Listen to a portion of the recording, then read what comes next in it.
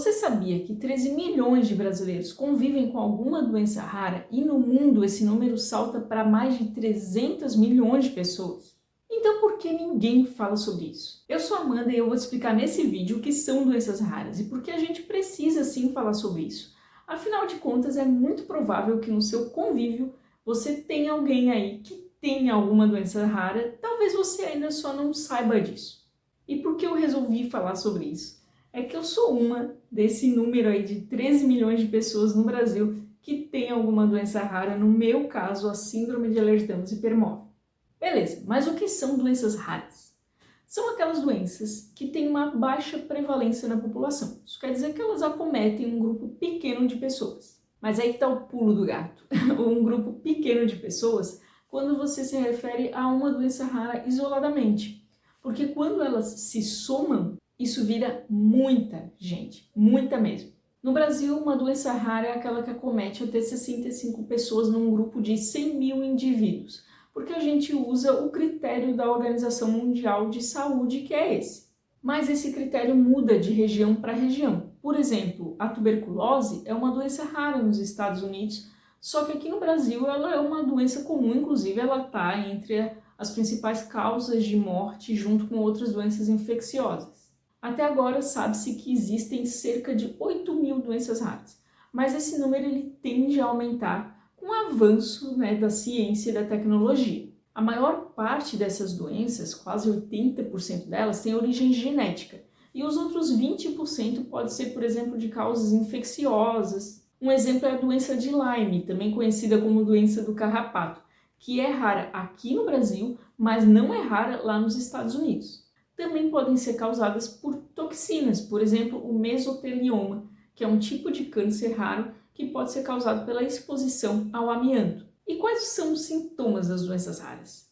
É impossível a gente criar uma lista desses sintomas porque eles são muitos e muito diversos. São sintomas muito variados que inclusive eles podem estar presentes em doenças muito comuns, o que atrapalha às vezes até no diagnóstico, porque eles imitam sintomas de doenças que estão muito no nosso cotidiano. Algumas doenças elas já se manifestam lá na infância mesmo, mas outras elas podem se manifestar só na fase adulta. E a pessoa pode levar uma vida normal até lá, o que também atrasa o diagnóstico.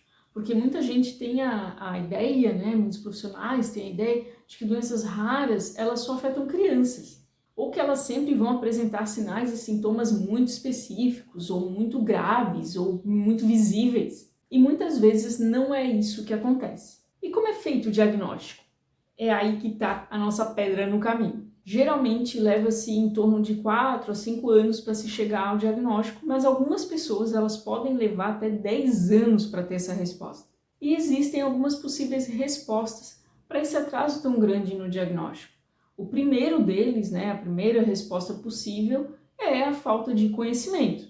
O desconhecimento generalizado até por profissionais da saúde na área das doenças raras. Número insuficiente de profissionais e centros de saúde especializados nisso, dificuldade no acesso às informações, sintomas que imitam outras condições, outras doenças mais leves e aí podem passar despercebidos. E agora por que a gente precisa falar sobre isso? Eu vou citar aqui 4 motivos. Primeiro, o impacto que isso tem na vida pessoal, profissional e social da pessoa acometida é gigantesco. Essas doenças elas podem comprometer o trabalho, a vida escolar, o planejamento familiar, a renda da família, a rotina não só da pessoa, mas de todo mundo que vive com ela, o abalo emocional gigante que isso tem na vida dessa pessoa, de todo mundo que envolve.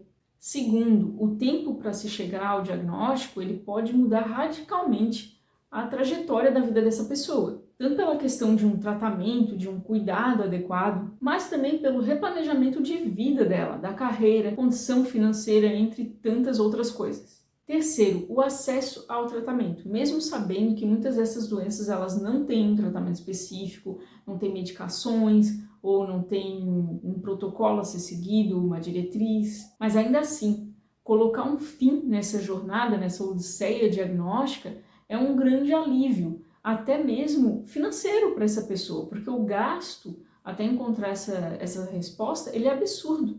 A própria validação dos sintomas também é algo extremamente importante. Você ter um nome, você conhecer o que você tem.